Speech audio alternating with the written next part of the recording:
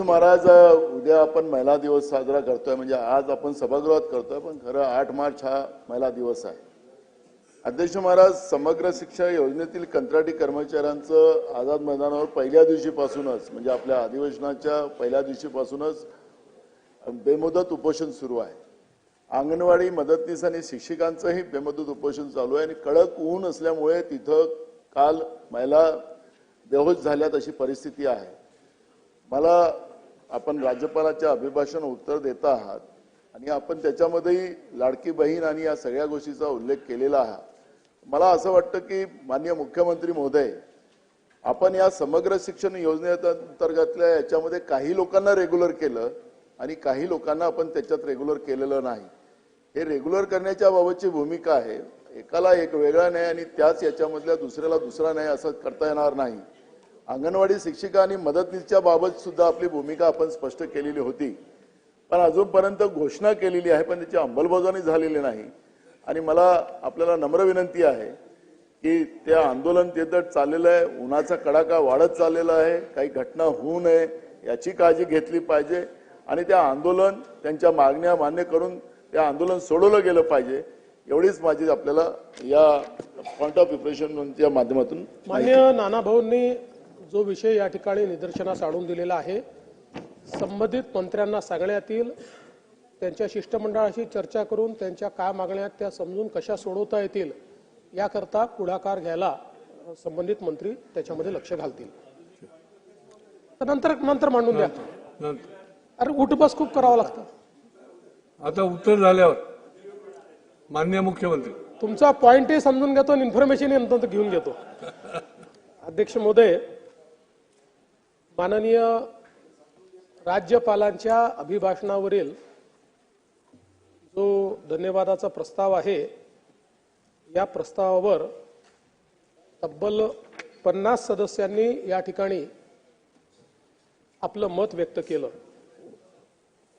यामध्ये सन्मान्य श्री अर्जुन खोतकरजी, श्री चेतन तुपेजी, श्री राम कदमजी, श्री भास्करराव जाधव, श्री रमेशजी बोरनारे, श्री छगनराव भुजबळजी, श्री अमित झनकजी, श्री सुधीरभाऊ मुनघंटीवारजी, श्री शेखर निकमजी, श्री संजय गायकवाडजी, श्री जयंतराव पाटीलजी, श्री रत्नाकर गुट्टेजी, श्री राहुल कुलजी, श्री रईसभाई शेख, श्री सुनील प्रभूजी, श्री अतुल भोसलेजी, श्रीमती स्नेहाताई दुबे, श्रीमती मंजुळाताई गावित, श्री विजयसिंह पंडित, श्री हेमंत भोगले, श्री सुमित वानखेडे, श्री निलेशजी राणे, श्री हिरामणजी खोसकर, श्री रोहित पवार, श्री अनिल मांगुळकर, श्रीमती श्वेताताई महाले, श्री विलास भुमरे, श्री कैलास पाटील, श्री सत्यजित देशमुख, श्री चंद्रदीप नरके, श्री वरुण सरदेसाई, श्री अभिमन्यू पवार, श्री सुहास बाबर, श्री अभिजित पाटील, श्री बाबासाहेब देशमुख, श्री प्रताप अडसड,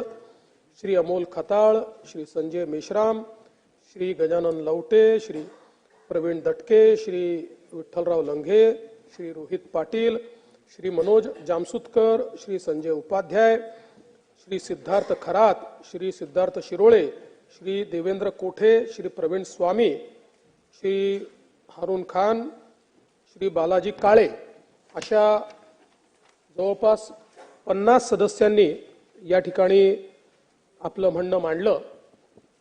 काहींनी अतिशय चांगल्या सूचना केल्या, काहींनी थोडी टीका देखील केली आणि मला असं वाटतं की एकूणच राज्याच्या धोरणांवर एक खूप समग्र अशा प्रकारची चर्चा आपल्याला या निमित्ताने पाहायला मिळाली. पहिल्यांदा तर मी माननीय राज्यपाल श्री CP राधाकृष्णनजी यांचे मनापासून आभार मानतो. त्यांनी आपल्या अभिभाषणाच्या माध्यमातून राज्याची पुढची दिशा ही मांडण्याचा प्रयत्न केला. FDI असेल, रोजगार असेल, कौशल्य विकास असेल, शेती असेल, सिंचन असेल, सोयाबीनची विक्रमी खरेदी असेल, रस्ते सुधारणा, शक्तीपीठ महामार्ग, वीज, आवास योजना, शैक्षणिक उपक्रम, आरोग्य, क्रीडा, मराठीचा अभिजात दर्जा अशा सर्व समावेशक विषयांवर माननीय राज्यपालांनी त्या ठिकाणी आपल्याला मार्गदर्शन केलं आहे. आणि मला याही गोष्टीचा आनंद आहे की सभागृहातल्या जवळपास 17.36% एवढ्या सदस्यांनी या चर्चेमध्ये भाग घेतला. फक्त आमच्या नानाभाऊंनी का घेतला नाही, काँग्रेस पक्षाने नानाभाऊचं नाव इथेही कापलं का, असा प्रश्न मला या निमित्ताने येतोय. त्यामुळे आमच्या विदर्भाचा आवाज असा जर दाबण्याचा कोणी प्रयत्न जयंतराव करणार असेल, नाही असं नाही आहे. नानाभाऊ एक बुलंद आवाज आहे, असं कसं चालेल? तुम्ही एकतर ते 3-4 दिवस रंगबिरंगी कपडे घालून येत होते, त्यामुळे मला वाटलं आता नानाभाऊ जरा दुसऱ्या माहोलमध्ये आले आहेत, पण आज पुन्हा ते आपला पांढरे कपडे या ठिकाणी घालून आले. पण काही हरकत नाही. मला असं वाटतं की राहुल नाही, कालच आले होते राहुलजी. अच्छा, त्यामुळे पण काय हरकत नाही.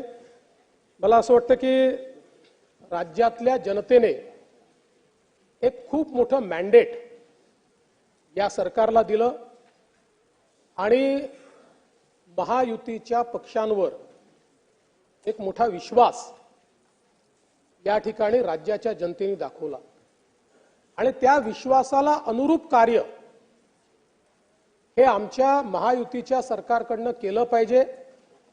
याबद्दल एक भविष्याची वाटचाल आपण त्या ठिकाणी ठरवली आणि त्यानुसार आज राज्यामध्ये आपण वेगवेगळ्या प्रकारची कामं या ठिकाणी करण्याचा प्रयत्न करतोय.